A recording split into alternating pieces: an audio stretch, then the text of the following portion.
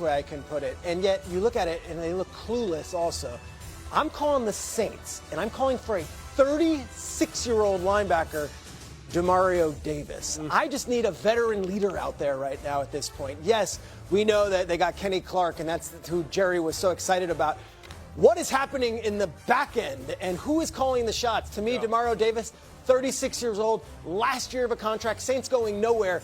It's a good win for both of them. Put them on a team that can at least contend. What do you think? Yeah, here's the only problem with DeMario, though. You just wonder how much tread does he have left on the tires, and he's one of the people I respect the very most as far as linebackers are concerned. So if I'm looking for a trade for Dallas right now, I'm looking for a guy who can help me now and a guy in the future.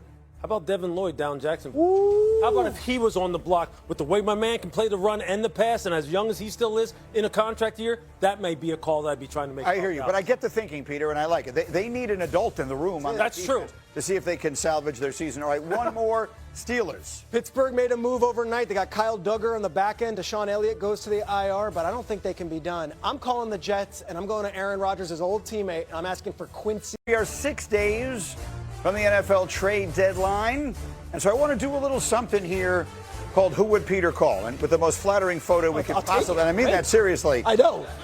We just put a picture of Bradley Cooper in the wall and said, great. It's going to be Peter. But anyway, so we got our insider, we got our front office executive. All right, here we go. You're going to tell me, if you right now, as we're approaching the deadline, you tell me what phone call you would make if you were working in an NFL front office, and we'll see what Lewis thinks of it. What's number one? If I'm the San Francisco 49ers, they just acquired Keon White from the Patriots, I am calling the Cincinnati Bengals, and I'm calling every day, and I'm saying, what will it cost to get us Trey Hendrickson? We know the injuries have hit them. We also know they're still in the thick of this. I think Trey Hendrickson right now, the Bengals, and I know this because teams are calling, Bengals are saying, he's not for sale. Let's see if they lose this Sunday, and suddenly Trey Hendrickson might be for sale. 1-year deal, half the season left. If the season's going south, do the Bengals try to get a second-round or third-round pick for this veteran asset? If I'm the Niners, yes, Keon White's a nice piece, I guess. Yeah. But for all the injuries, gosh, Trey Hendrickson down the stretch against the Rams and the Seahawks, huge piece. I love it from that side. What do you think? It makes sense to me. It makes sense to me. I'd also be trying to call the Raiders right now and see if I could get Max Crosby. Yeah. Although I'm sure that they would rebuff me. I'll tell you what, Trey Hendrickson, there's another team that I'd be picking up the phone right now and calling Cincy and see if I can get him. That'd be Indianapolis. Yeah. Look, Lou Anarumo should go ahead and see if he can get his old guy back in there. Exactly, and see if he can get him in the fold with Latu. I'm telling you. Here's the question I want to ask you, though. I hear you. Look, so many teams could use Trey Hendrickson, obviously. Yeah. And the Bengals' loss this past weekend might have been the worst loss of the NFL season so far. A 2-touchdown lead against a team that was winless, and you wind up losing. But the division is still in reach. Like, if you're Cincinnati, are you trading away your defense is so bad, I guess, even with him. Should they be, if they lose this weekend, should they trade him? I would be thinking about doing it. Look, I don't know. Look, Cincinnati's so unconventional. They do things that kind of sometimes make you scratch your head and sit there and go, what is your team building philosophy? But if he's on the block, hey, call Indianapolis yourself. See if they want. But I love it. I love that one. Let's go to the next one here. The Dallas Cowboys are in desperate straits. What do we do? They're horrendous on defense right now. That is the nicest. Williams. Yes, Quinnen Williams, his brother's the bigger name. Quincy's an all-pro linebacker. Very good. They need help everywhere. And to me, if the Jets are in sell mode, Breece Hall's the sexier name. I get that. He puts up the fantasy numbers. Quincy Williams might be the more valuable asset that you can actually get something. I'm all over that one. Him and Patrick Queen together, that's pretty good right there. Look, Quincy is an absolute dynamo. Just check on his health, make sure he's good to go as far as his longevity is concerned. Go ahead and see if you can make that happen. Those are very good. I like all those, to be honest with you, Peter. As we talk about the Steelers and we talk about the Bengals, I want you to hear this. I thought it was fascinating. I was watching Bruce Arians on Pat McAfee's show yesterday and talking about the situation in the AFC North. Just listen to what he said. This was supposed to be the best division in football. They got one team with a winning record of 4-3. All right, that's not good. And they got to play each other. 9-8 might win the division. Whoever wins the division gets to come back next year. I think the other three are probably looking for a job. Okay, so I think he's mostly kidding, obviously, right? He's just trying to be cheeky, and that's fun, and that's sort of the vibe of the show. But I think there is sort of also an underlying thread of interesting. You know, like in Baltimore, they've been chanting about the coach, and in Pittsburgh, we know how long there have been questions there. I mean, John Harbaugh and Mike Tomlin are among the longest tenured head coaches in NFL history. Do you think we could be seeing the end of one or both of these eras? I mean, I think it's possible. I would tend to hedge. They would make them make moves in their organization before those two. But when you're talking about teams that aren't winning when it counts the most, right? Like Harbaugh comes into the season. People talked about arguably the best roster in football, and they have a slow start. Now they turn it around, different kind of. But Tomlin, he highest paid defense. There's a defensive team. They run the ball. They stop the run. They play good defense. None of those things have come to fruition. They go get a 40-plus-year-old quarterback to save their season. It feels desperate, and they're not playing as well as they need to be playing. Specifically, you played for John Harbaugh in Baltimore. What is your sense? Well, I would say the same thing about both of them is they're both CEO, manager types, and that doesn't seem to be the problem. Like, these organizations aren't like a mess. Like, there are on-field issues that, particularly the defense with the Ravens, has gotten a lot better. But I think both of these coaches have shown an ability to adapt. If there is something to fix the thing that needs to be fixed. Don't just throw out a coach because you haven't achieved what you expected. I always remember Jeff would always sit at this desk whenever we talk about head coaches on the hot seat and say, who are you going to hire? That's Who right. are you going to replace them with? Exactly It's easy right. to say get rid of somebody, but who are you bringing in? And is there any guarantee that the new person will get this team where it has to be? So. Obviously not. And I understand what you're saying, and I think both of them would become immediate hot commodities if they were to leave. But I want to put this full screen up, Cindy, if we can, just to give everyone a sense. Sometimes change just comes. These are the longest coaching tenures with one franchise in NFL history. I want you to sort of look closely at these names, because the only ones above Tomlin and Harbaugh, there's only one of those on this screen, Bill Belichick, who coached in this millennium. Yeah. All the rest, I mean, Curly Lambeau's literally 100 years ago.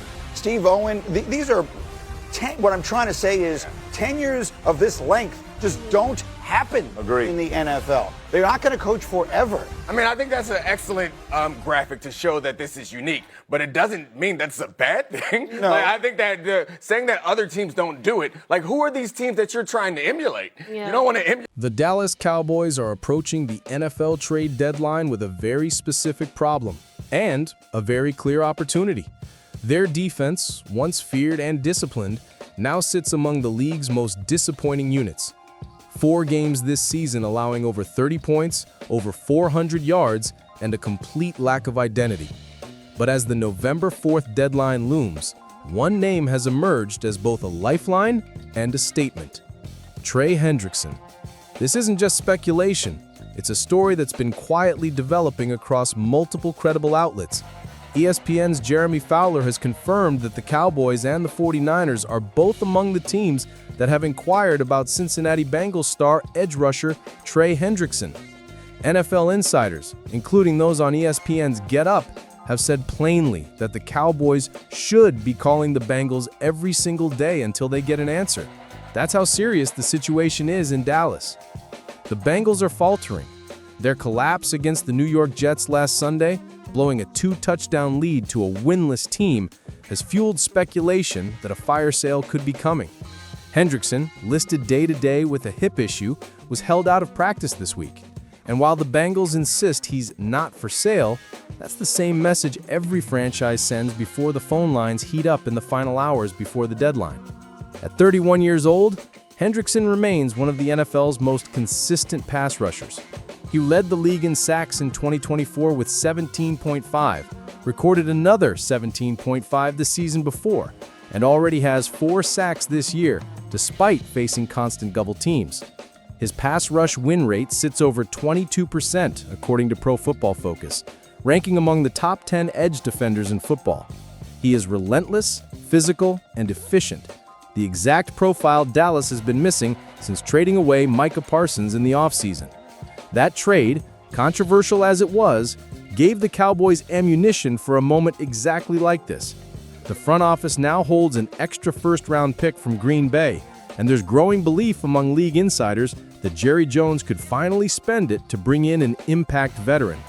Sports Illustrated's Josh Sanchez reported that the Cowboys are internally discussing the idea of offering that pick or a second-rounder to Cincinnati if the Bengals drop another game this weekend. From a football standpoint, the fit is undeniable. Brian Schottenheimer's defense, though bruised by injuries, still has a powerful interior with Kenny Clark and Osa Odigizua. James Houston has flashed off the edge, but Dallas needs another finisher, someone who can turn pressures into drive-ending plays. Hendrickson is exactly that player. He brings closing speed, leadership, and toughness. And just as importantly, he brings accountability. Jerry Jones spoke after last week's loss in Denver, saying, "We're not one player away on defense. We're closer to executing better."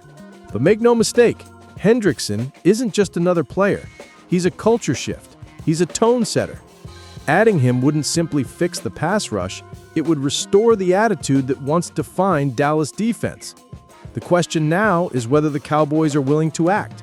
Because if this team is serious about salvaging its season, if this front office truly believes in Dak Prescott, CeeDee Lamb, and the leadership of Brian Schottenheimer, then waiting isn't an option. The trade deadline is in days, not weeks. Every hour counts. Financially, the move makes sense. Hendrickson's contract expires after this season, meaning Dallas would have flexibility heading into 2026. The Cowboys could negotiate a short extension or even let him walk and recoup a compensatory draft pick. Either way, the short-term impact outweighs the long-term cost. The stakes couldn't be higher. Dallas sits at 3-4-1, a record that doesn't doom them but doesn't define them either. The NFC remains open. The Eagles have stumbled, the Commanders are inconsistent, and the wildcard race is within reach. But the Cowboys can't afford another defensive meltdown. Adding Hendrickson would send a message not just to the locker room, but to the entire NFL. Dallas isn't folding, they're reloading. There's also a deeper point to be made here. This move would be about identity. The Cowboys' greatest defenses, from the Doomsday era to the 1990s championship runs, were built on relentlessness and accountability. Hendrickson embodies that. He doesn't take plays off, he doesn't need motivation. He plays every snap like it matters. And that's exactly what this defense has lacked. Insiders around the league are already connecting the dots. If Cincinnati loses again before November 4th, Hendrickson's name will be one of the first to surface in trade alerts. And if the Cowboys are serious, truly serious, about contending, they'll be the first team on the phone. Dallas has the resources, they have the need, they have the window, now they just need the will. Cowboys Nation, what do you think? Should Jerry pull the trigger and bring Trey Hendrickson to Dallas? Drop your comments below, hit like, and subscribe, because this could be the trade that reignites the Cowboys season. This is Cowboys Nation Report. Steady, passionate, and proud. The fire is not fading in Dallas. It's just waiting for a spark.